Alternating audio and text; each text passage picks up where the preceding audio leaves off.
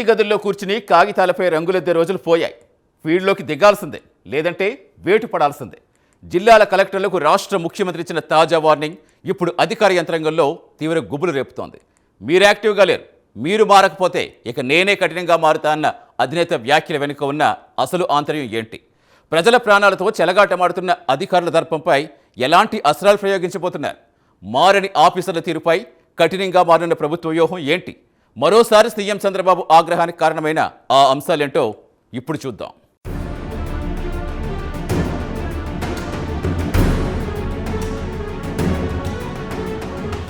ప్రభుత్వ పాలన ఎంత అద్భుతంగా ఉన్నా, పథకాలు ఎంత గొప్పవైనా వాటి ఫలాలు క్షేత్రస్థాయికి చేరాలంటే అధికారుల దార్శనికత అత్యంత కీలకం.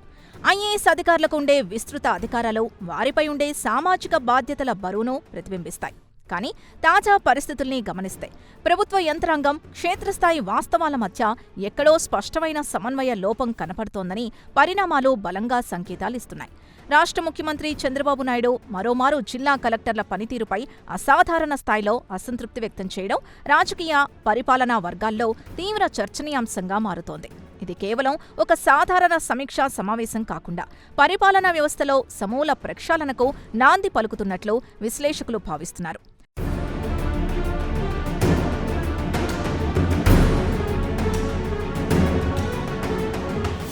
పరిపాలనలో అధికారుల్లో ఆశించిన స్థాయి చురుకుదనం కొరవడటం వల్లే ప్రభుత్వ లక్ష్యాలపై ప్రతికూల ప్రభావం పడుతోందన్నది పాలకవర్గ అంతరంగంగా స్పష్టంగా అర్థమవుతోంది. మీరు యాక్టివ్గా లేరు, మీ పనితీరు మార్చుకోకపోతే ఇక నేనే కఠినంగా మారాల్సొస్తుంది అన్న ప్రత్యేక కోణంలో సాగిన వ్యాఖ్యలు అధికారుల పనితీరులోని ప్రాథమిక లోపాల్ని నిశితంగా ఎత్తిచూపుతున్నాయి. ఉన్నతాధికారులు కేవలం ఏసీ గదులకే పరిమితమై ప్రజల వాస్తవ పరిస్థితుల్ని తెలుసుకోవడంలో విఫలమవుతున్నారన్న విమర్శలు బలంగా వినిపిస్తున్నాయి. గతంలో పదే పదే సూచించిన కొంతమంది అధికారుల తీరులో ఇలాంటి మార్పు లేకుండా యథాతథంగా కొనసాగుతూ ఉండటమే నేటి తీవ్రస్థాయి అసహనానికి ప్రధాన కారణంగా విశ్లేషకులు భావిస్తున్నారు.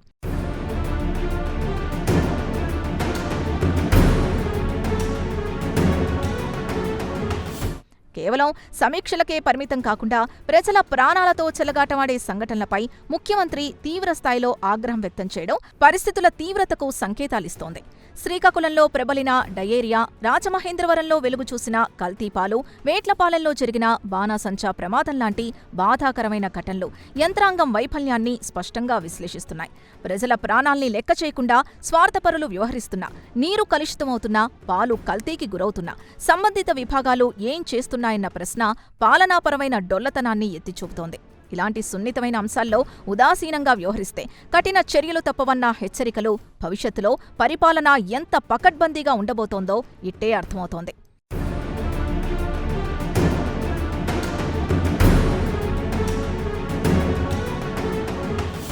ఏసీ గదులకే పరిమితమయ్యే అధికారుల దర్పానికి చెక్ పెడుతూ క్షేత్రస్థాయి పర్యటనలపై ప్రభుత్వం ఒక స్పష్టమైన, కఠినమైన మార్గదర్శకాన్ని తెరపైకి తీసుకురావడం విశేషంగా చర్చనీయాంశంగా మారింది.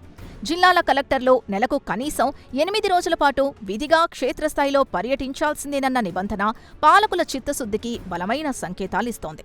అదేవిధంగా సీనియర్ సెక్రటరీలు సైతం 4 రోజుల పాటు క్షేత్రస్థాయికి వెళ్లాలన్న ఆదేశాలు వ్యవస్థను పైనుంచి కిందకు ప్రక్షాళన చేసే వ్యూహాన్ని విశ్లేషిస్తున్నాయి. వాస్తవాల్ని దగ్గరుండి పరిశీలిస్తే తప్ప ప్రజల కష్టాలు, కింది స్థాయి అధికారుల పనితీరులోని లోపాలు ప్రభుత్వ దృష్టికి రావన్న వాస్తవం ఈ కొత్త విధానం ద్వారా అత్యంత స్పష్టంగా అర్థమవుతోంది.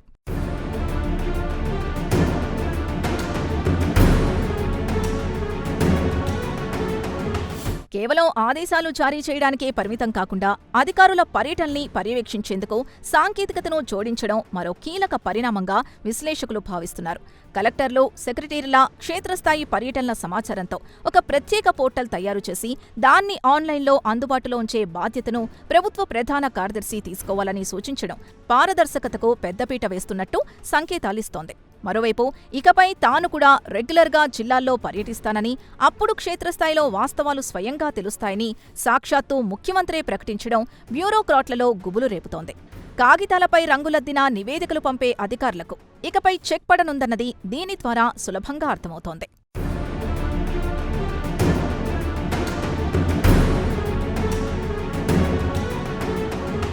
సమర్థవంతమైన పరిపాలన సుగమంగా సాగాలంటే అధికార యంత్రాంగం, క్షేత్రస్థాయి ప్రజా ప్రతినిధుల మధ్య అనుక్షణం అద్భుతమైన సమన్వయం ఉండాలి.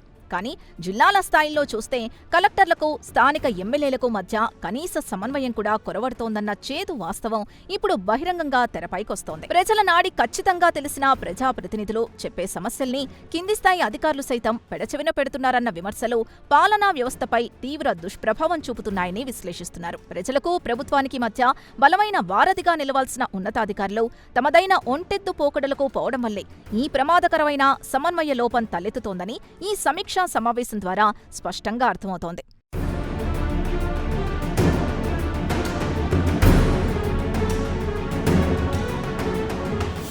మనం ప్రజలకు అంతా మంచి చేస్తున్నామని ఒక భ్రమలో బతుకుతున్నాం. కానీ క్షేత్రస్థాయి వాస్తవాలు దానికి పూర్తి భిన్నంగా ఉన్నాయి అన్న వాస్తవాన్ని సీఎం అంగీకరించడం పరిస్థితి తీవ్రతను సూచిస్తోంది.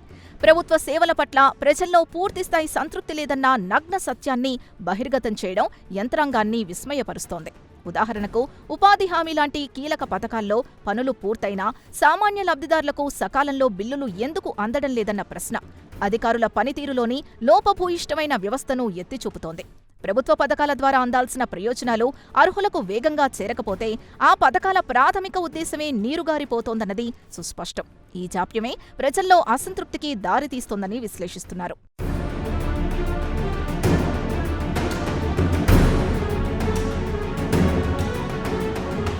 విధి నిర్వహణలో ఏమాత్రం నిర్లక్ష్యం వహించినా ఇకపై కేవలం బదిలీలతో సరిపెట్టకుండా ఏజెన్సీలను, అధికారులను ఏకంగా బ్లాక్ లిస్టులో పెడతామన్న సీఎం తీవ్ర వ్యాఖ్యలు నయా ట్రెండ్కు సంకేతాలిస్తున్నాయి. క్షేత్రస్థాయిలో అధికార యంత్రాంగాన్ని అప్రమత్తం చేయాల్సిన పూర్తి బాధ్యత కలెక్టర్లదేనని, ప్రతి విషయంలో నిజానిజాలు తెలుసుకున్న తర్వాతే తగిన నిర్ణయాలు తీసుకోవాలని తేల్చి చెప్పడం వ్యవస్థలో జవాబుదారీతనాన్ని పెంపొందిస్తోంది. మీరు యాక్టివ్గా లేకపోతే నేనే మారుతా అన్న కోణం వెనుక ఉన్న ఆంతర్యం కూడా ఇదే. ఈ విషయంలో ఎలాంటి రాజీ లేదని స్పష్టం చేయడం ద్వారా పారదర్శకత లేని, పనితీరు కనబర్చని పాలనకు ఇక కాలం చెల్లినట్లేనని ఈ పరిణామాలు ధృవీకరిస్తున్నాయి. భవిష్యత్తు పాలన అత్యంత కఠినంగా ఉండబోతోందని స్పష్టంగా అర్థమవుతోంది.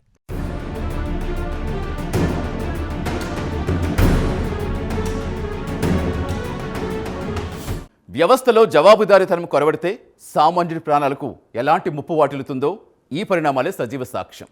నెలలో 8 రోజుల ఫీల్డ్ విజిట్, ఆన్లైన్ పోర్టల్ పర్యవేక్షణ, ఇవన్నీ కేవలం మార్గదర్శకాలుగా మిగిలిపోతాయా, లేక పాలనలో కొత్త ఒరవడిని సృష్టిస్తాయనేది వేచి చూడాలి. ఒక్కటి మాత్రం నిజం, ప్రజల పక్షాన్ని నిలబడిన ఏ అధికారికైనా, కుర్చీ దర్పం ప్రదర్శించే ఏ బాస్కైనా ఇకపై కాలం చెల్లినట్టే. కఠినంగా మారుతున్న పాలకుల వైఖరి మొద్దుబారిన అధికారుల తీరు మారుస్తుందా? Wait and see.